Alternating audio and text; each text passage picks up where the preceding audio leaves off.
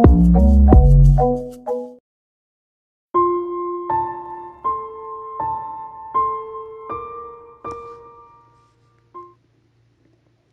everybody, you are once again rocking with the Pretty Nerd, and today I am bringing you a very, very sad story coming to you from my hometown, Dayton, Ohio, where a 13-year-old girl by the name of Inyah Ford was tragically shot and killed in front of her family during a 4th of July celebration.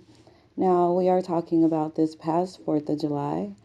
She was apparently out front, outside of her own home, when an altercation between two adults broke out that led to violent shooting, which resulted in this minor being struck in the back and dying on the scene, according to her parents, in the crossfire.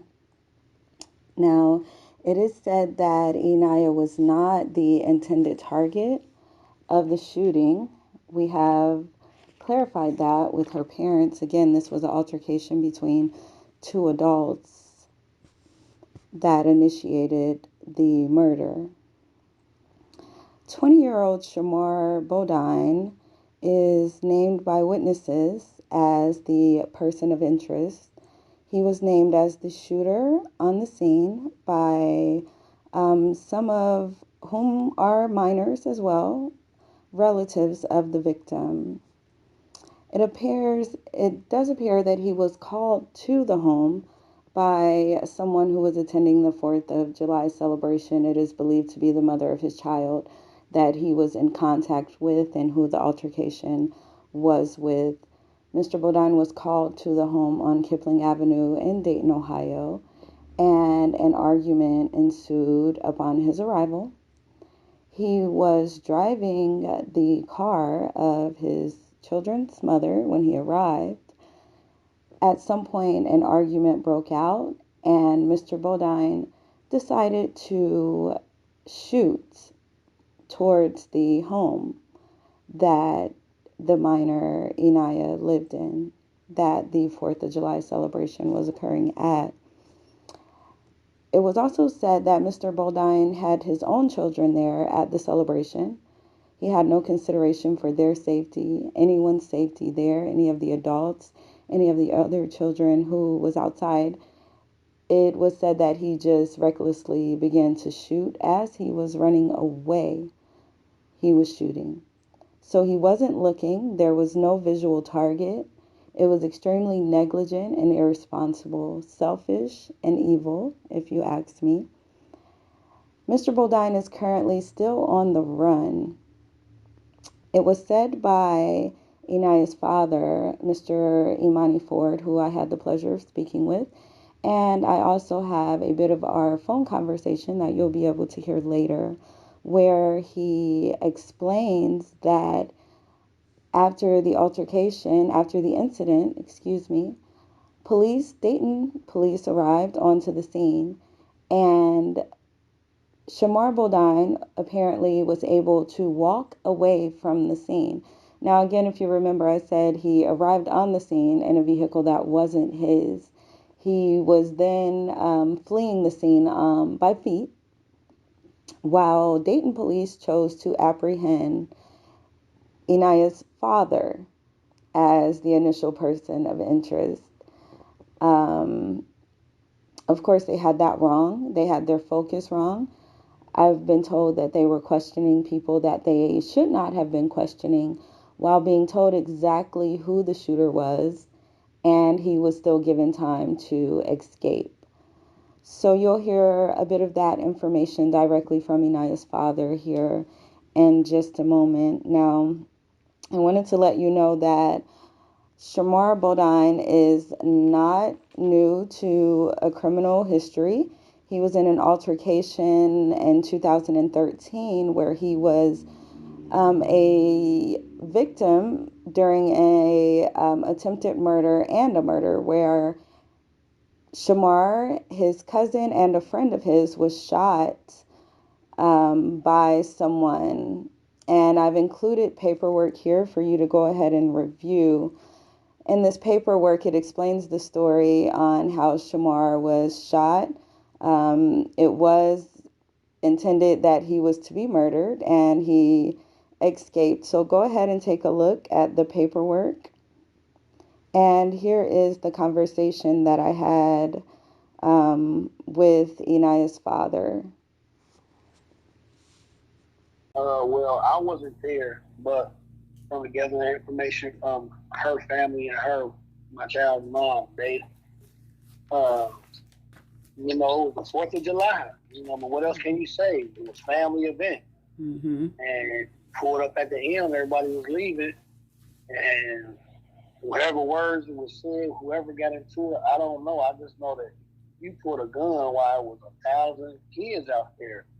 My God. You could have shot your kid. They was right in the car in front where you were shooting. Oh, my God.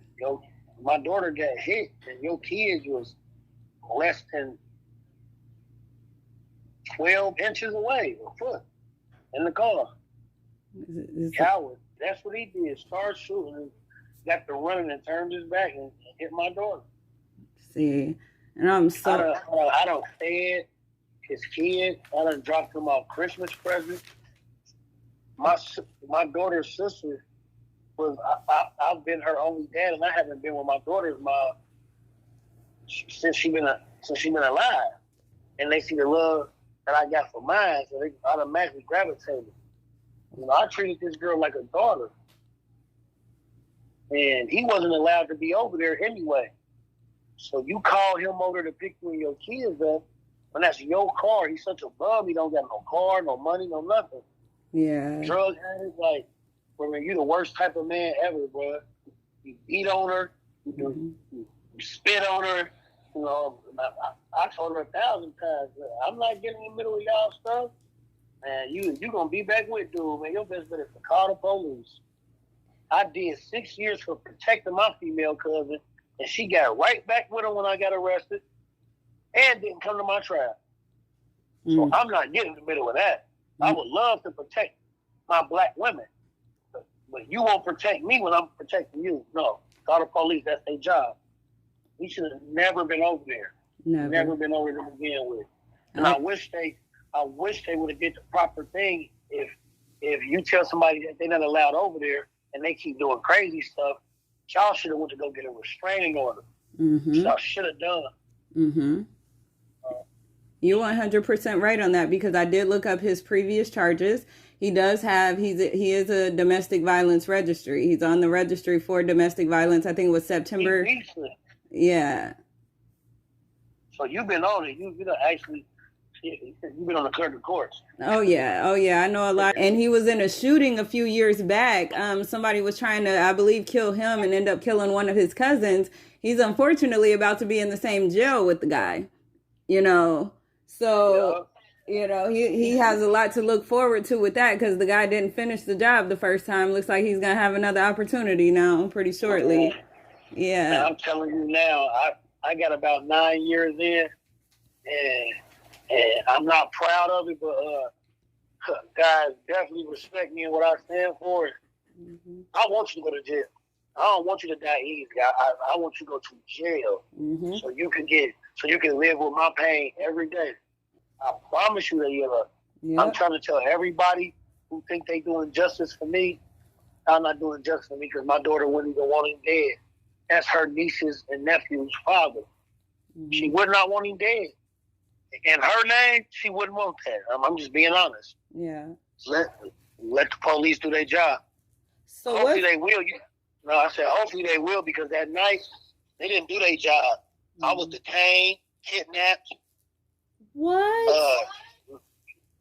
When they took me to the safety building, they accused me of being him. Everybody on the scene, like that's her father. They grabbed me. They trying to out. I'm like, y'all, I'm not even resisting y'all. I just don't understand why y'all put me in handcuffs. And I just want to know what happened to my daughter. I was gone for 5 hours. I didn't even get to kiss my baby while she was warm. When I pulled up to the scene, The one cop kept trying to stop me. I said, sir, that's my daughter. I said, I'm trying my best. Chef was trying my best to not lose my cool with you, sir. Mm-hmm. That's my daughter. I'm going up there anyway. Mm-hmm. Please. Everybody kept telling you, like, okay, we'll go. Nobody else goes. So he let me go. He clutching his gun, acting crazy. I run down there, stop. I see my baby is lifeless. Her chest not moving. And cut up her dress, which I thought was a skirt. I said, pull my baby's skirt down. Her panties are showing. Like, huh? Right. Blood everywhere.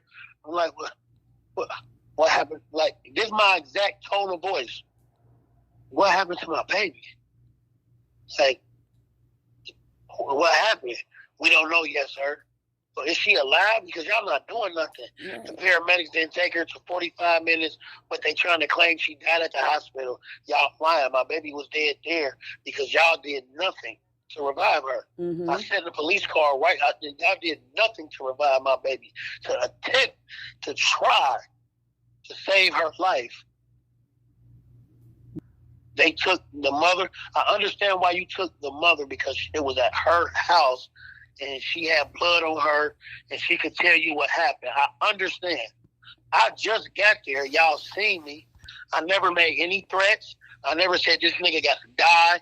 I said, what happened to my baby? I looked at the house and said, nobody's going to tell me what happened to my beautiful baby girl. What the fuck happened to my girl? What happened to my daughter, y'all? All right, sir, we had about enough of you. Whoa. Well, nothing for me. Grabbed on me, like 2, 3. Listen, they don't want to release this body cam, but I spoke to Mike Campbell today on the news. I'm pretty sure he's going to edit it. I definitely put that in what I had to say. Yeah, well, we don't y'all handle over it. Here. They robbed me of my last moment with my baby. They robbed me.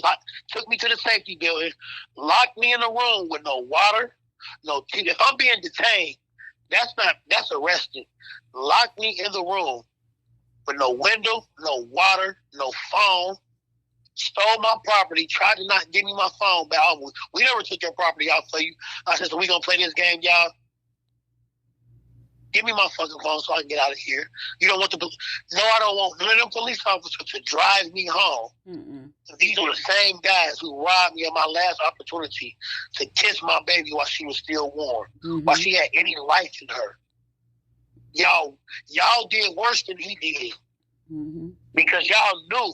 And y'all supposed to protect and serve.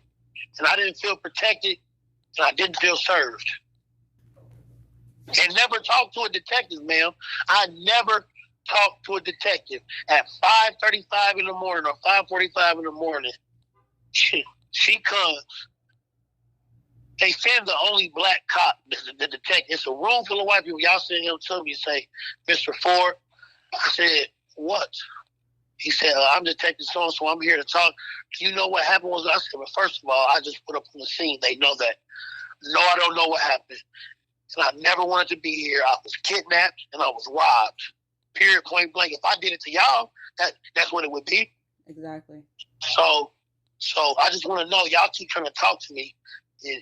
Now I am belligerent. Mm-hmm. What the fuck is my child? Exactly. Is she alive? Because y'all did nothing to resuscitate my baby and robbed me of the opportunity to at least try. Mm-hmm. My baby didn't leave until 45 minutes, and my brother that's right here, he said he's being nice and generous. I said, bro, I was in the back of that car, time lapse. I passed out 3-4 times, crying and yelling. I stood for 4 hours, bro. They handled that while y'all was busy putting her family in police cars. Now, I don't know how they acted. I wasn't there. Mm-hmm. I know how I acted because I wanted to leave. Mm-hmm. I wanted to leave as soon as possible. That's insane. That was the best opportunity to catch him. Y'all blew. He was on foot with no shoes on. And they had the wrong person. They had you as the person in custody instead of getting information when they were telling them exactly. Crazy. We literally just pulled up. Y'all know I ain't got nothing to do with this. You know what? Yeah, I ain't never been to nothing that disrespectful. And all I kept saying is, y'all telling me I got to sit in the back of a police car when my daughter is laying on the stretcher in the middle of the sidewalk, I'm so dead, sorry. dead. So sorry. She's dead. I know she's dead, y'all.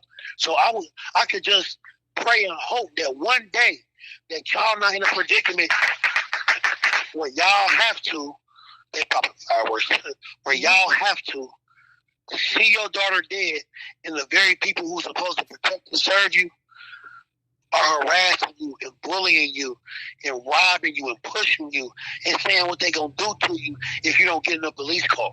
But instead, y'all claim you don't arrest me, but when you take my property and put me in handcuffs, that's called being arrested. Absolutely. No probable cause. The guy weighs 160. Ma'am, I'm 285. You could have never thought that was me. They told him that night. This is another thing they did. The girl name is Tequila Johnson, Tequila Miller Johnson. That's the sister to my daughter. Okay. Her boyfriend, Shamarr. Okay, bam. Mm-hmm. Her son is 12 years old. His name is Mayer. That's my daughter's best friend in the world. That's her nephew, but that's her brother. You feel me? Okay. He told the police everything before I even got there. Mm-hmm. They took him in the car. They actually took him to the safety bill without any consent from any adult, though. A minor. A 12-year-old boy. Mayer.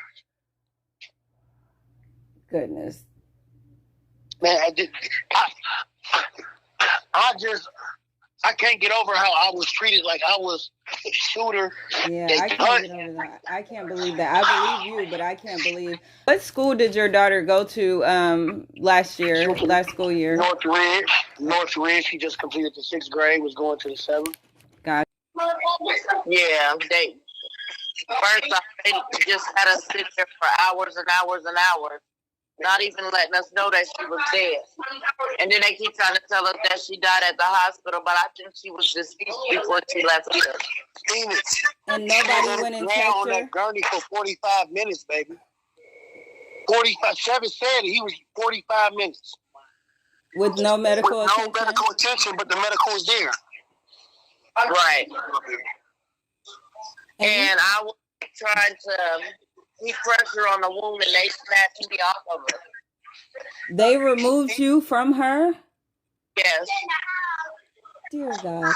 It was cruel. And I'm sitting in the back of the cruiser crying. Like, can I just go to the hospital? I just need to be with my baby. Mm-hmm. And that's all I want. You have to stay here with us because of the seriousness of the situation. And then he was like, we're going to take you to the safe one. I'm like, why would you be taking me to the safe one? I want to be going to the hospital. You know, I thought that you go to the hospital and just come there with you. Right. And it's crazy that they detained you all and not the person, instead of talking to people and finding out what really happened and detaining the right person. Their idea was to detain the parents. That's insane. When, like you said, all of her siblings well. And then they took all my grandchildren and kept them in the basement questioning them. Oh my dear God. It's crazy. I ain't never been a part of nothing like that. That was the craziest thing I ever been a part of in my life. And I at the time, I have 17 grandchildren. 16 of them were here. Got you. That's perfect. Got you. Okay, so will you guys really quick just let me know a little bit about your daughter, like the things that she enjoyed? Anime, TikTok. Say that. Anime, TikTok. World knowledge, my bad things, but true knowledge coming from our people. I was so glad that her mind started to focus in on the truth. I want you to go to school, baby, but I want you to also research yourself. And she had just started doing that, and she was really into it. Go ahead, finish. I'm sorry, baby. She was learning Japanese culture because she wanted to move to Japan when she became an adult. Okay, guys, welcome back. So I wanted you guys to hear directly from Inyah's father because he can explain it obviously much better than I would be able to in great detail, especially the unfortunate events that occurred once he arrived on the scene to find out what happened to his daughter. If anyone has any information on where Shamarr Bodine may be residing, any connections that he may have, you're able to submit that information to the Dayton Police Department anonymously if you want. I would suggest to. This is something that needs closure and needs to be brought to justice. There's too many reckless shootings, there's too many immature people getting access to guns and it ending very tragically. And it seems more and more it's ending tragically for our minors who have nothing to do with the situation. I send my condolences out to anyone that was affected, hurt, saddened by Inyah's passing. I send my condolences out to her family, anyone that was close to her. I know what it feels like to have to bury a child, and it's something that I, honestly speaking, thinks does not get better, but you learn how to live, you learn how to cope. I'll be doing a part two and a part three and a part four as the updates are provided. I'll be doing what I can to assist the family. I'll be doing what I can to assist Mr. Ford in following up with his treatment with the police department and making sure that they are accountable for that so that that can stop happening as well with our citizens and our African Americans here in the community. So do your part. If you know anything, if you can help, follow up. Don't be afraid. If you want to be anonymous, that's always an option as well. And thank you again for rocking with the Pretty Nerd here on this special edition.